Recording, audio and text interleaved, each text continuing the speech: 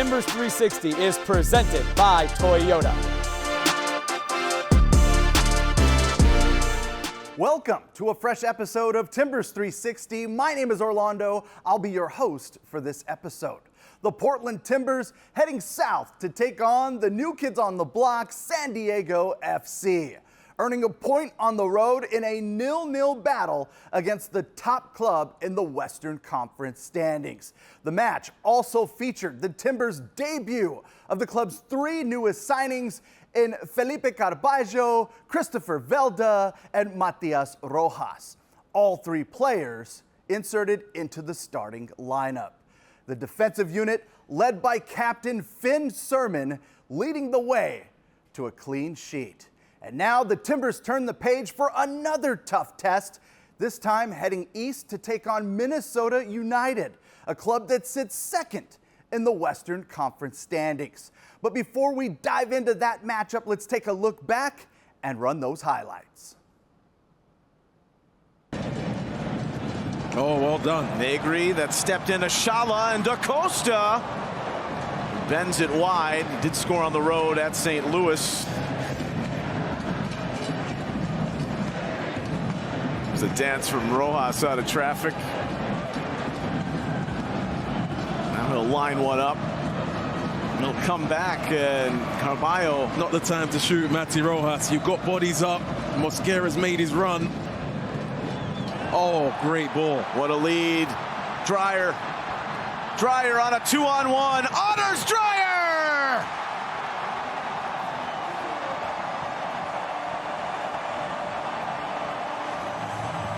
The MVP march continues. 1-0 San Diego. And this might be an even better ball. Corey Baird, he knows where Dreyer is first time. And look at the amount of time and space he has to think about it. Call from Greg Dopka. Dreyer, who started that run in San Jose in his own half, but this one, the ruling. After review, number 10, San Diego FC commits an offside infraction. Final decision is offside. Coming down Balboa, it's McVeigh. Valakari. Dreyer for Lozano. Everyone bunched in the middle for the Timbers. Lozano. Velda. Kick from the near side flag.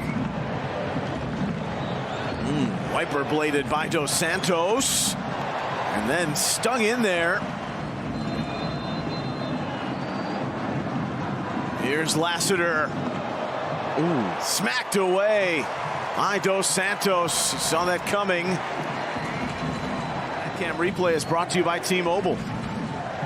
Dos Santos gets over, gets enough. Duru standing right there. It slips over to Valakari. Now Lozano.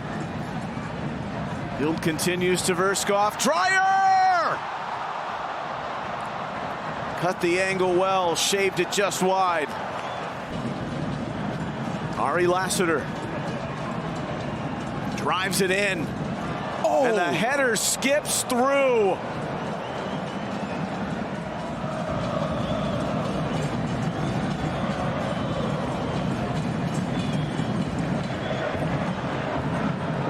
Pellegrino. Pellegrino. To Verskov. Leads Pellegrino. It's cut down by Zuparic. They've called the penalty. I don't think this is going to stand up, this one. Here's Zuparic getting down. It looks like it. After review, the ball hits the thigh of the defender. Final decision is a drop ball to the goalkeeper. Held up here. David Vasquez lifts it right to Pantemis. That should do it. Three new players integrating into the team. We've had probably 3 days with them, 3 sessions. So I thought it was going to be a little bit clunky, and first half was very clunky. I thought we were a little bit nervous on the ball. They pressed us on any back pass, and I thought it made us a little bit nervous. And what we said at half time was this was a game where where we had to be really brave. And second half we were, and I thought we probably created the better chances in the game. And I felt that the top end of the pitch, our top end of the pitch players should have probably won us the game. But I'm pleased with the clean sheet. I was pleased with the performance of the team from a defensive point of view. And in the second half, I thought we showed more courage, and I think that's only going to get better with the more time we have with the new players. Yeah, thank you. I think first half we were a little bit too open, and we were getting played around a little bit too easily. We'd get switched side to side, and it just opened us up a little bit. And with the ball, we weren't good enough. We didn't keep the position well enough, and that kind of led to giving more turnovers and more attacks that we had to defend. And then second half, we slightly changed a little bit, and we were much better, much more aggressive, and much better with our press. And then we subsequently kept the ball a little bit better. So, coming away from San Diego with a clean sheet is definitely not a bad result. Would have been great to score a couple more goals and create a few more chances, but overall a clean sheet away and a draw is not the worst result that we could have got here. It was pretty special, for lack of better words. I think it's something that fills me with a great deal of pride and honour, and I know what I'm representing when I wear that armband, and there's a whole club behind me, and that fills me with immense pride, and it's something that's very special to me. So I'm very grateful for the opportunity, and it's something that I'm pretty happy with. I'm pretty proud. Coming up, we sit down with Gage Guerra. We head out to Timbers training and get ready for tomorrow's match against Minnesota United. Timbers 360 presented by Toyota.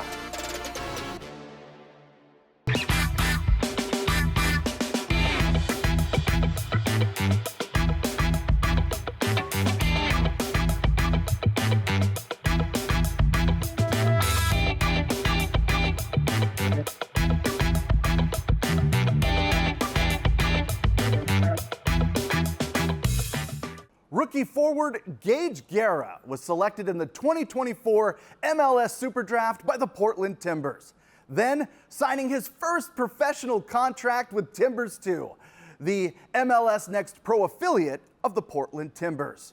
Earlier this year, Gage got the call-up, signing his first MLS contract with the first team. Gage Guerra shares his soccer journey thus far.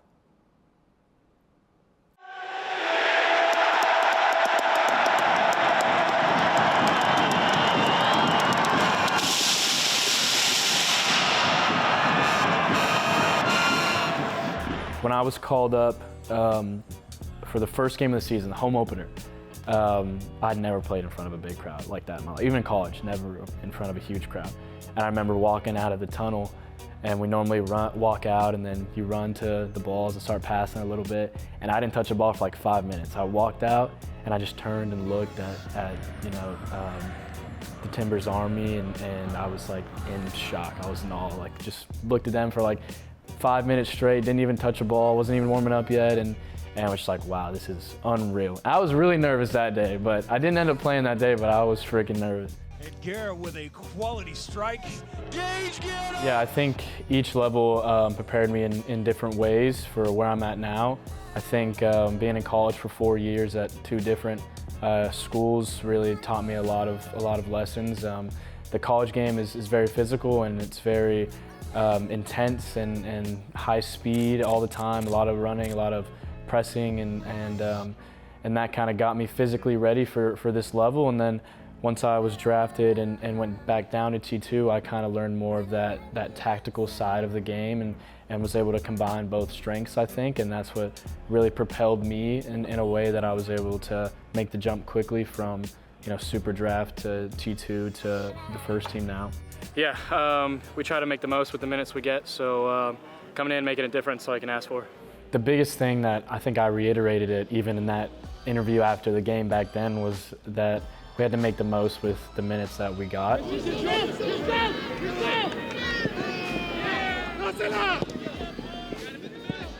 That carried me into the season when, even with T2, with the minutes I got, I tried to make the most of them. And then once I got my chance and got called up for the Open Cup and got in for those 10 minutes, the exact same situation as preseason, I made the most of it and took my chances. And and that showed a lot. It showed a lot of focus on my end and a lot of belief in myself to, even though it's only 10 minutes, to think like I can make a difference. He was really good. We've been impressed with him in pre-season, and he has got a lot to learn. You know, there's days when he's really good, and there's days when he's a little bit inconsistent. But we believe in this kid. Yeah, it means more than they probably realize, to be honest, especially for a guy that, like, you know, my journey was very different. I wasn't highly recruited out of high school, and then went to a smaller Division I, and then wasn't the starter there. Had to work my way up, and then, you know, had a really good sophomore season, opened up doors in the portal, and then I was finally like the guy for a little bit, and then once you get drafted, you're not the guy anymore. You're just a guy that's, you know, on the roster that's grinding to get to that position. So to hear those things about me is really like, it's really motivating, and it's really uplifting, especially, you know, because it's hard to make those jumps that quickly, and there's days when I struggle, you know, internally, and I'm thinking, you know, you question, you always doubt, like, am I good enough? Am I prepared? And then to see, you know, interviews with Phil or with the other staff members, or when they tell you messages that, you know, they believe in you, they think you can compete against, you know, the two guys, that you can beat them out for a spot. That's huge. You know, that means so much.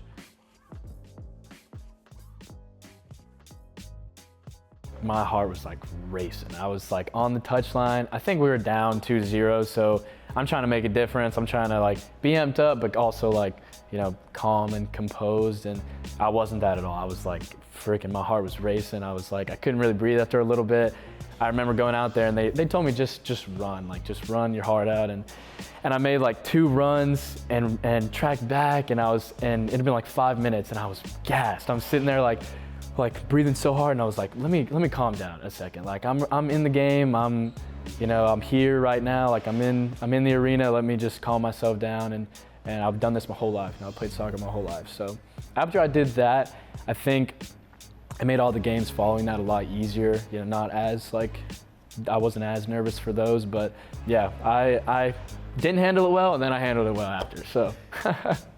Made his MLS debut off the bench in Toronto, making his second appearance in his Providence Park first team debut today. It was awesome. My parents were there for that. Actually, they came out. They were like, and if there's a slim chance you get in, we're coming. So they were able to come out. So it was a special moment. Yeah, there's nothing like it. I think the environment here and the fan base is unmatched. So it was an amazing experience.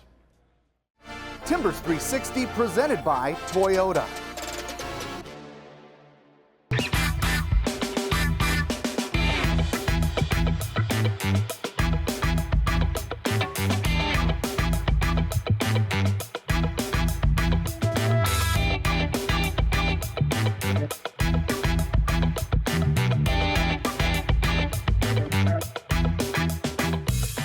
Selection is going to be really important. I think I said after the game that we've got 4 places and 5 players vying for them, and we're going to pick the freshest, the people that are feeling 100%, and the ones that are in form, and it means that we're going to have real good options coming off the bench as well. Being a professional footballer and playing for Portland Timbers is an absolute honour. So what I say to the boys every single day is that we are the luckiest people alive to be able to come into this facility, to come into this football club and work for an incredible organisation. I think if you would have asked me probably at the start of the season, would I have took being in this position with 7 games to go, I think I would have said yes.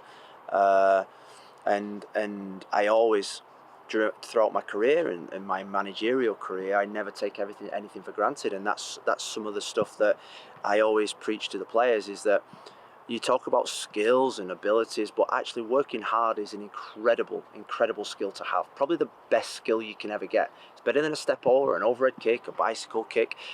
Coming into work every single day and working your goddamn hardest is the best skill that you can ever have. Timbers 360 presented by Toyota.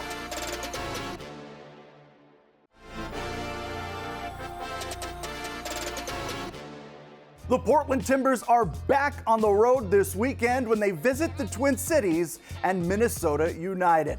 Fresh off a scoreless draw against San Diego in their first ever meeting between these two clubs, James Pantemis back in goal to secure that clean sheet, becoming just the 5th club this season to shut out first place San Diego.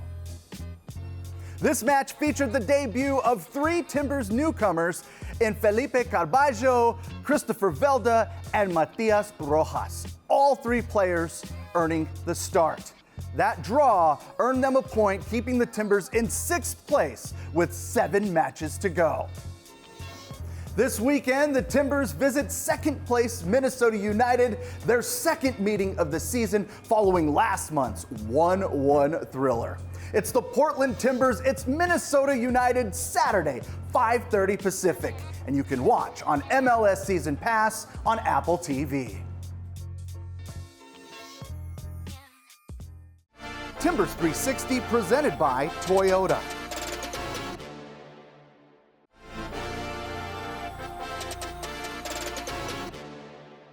Our roots run deep here. It's who we are. The badge beneath the star. We do not back down. We never say die. We are forever green and gold. The Rose City, the Portland Timbers. This is Soccer City, USA.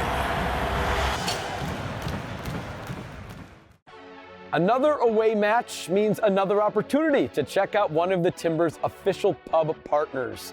Check out timbers.com/pub partners to find your spot to catch the game on Saturday.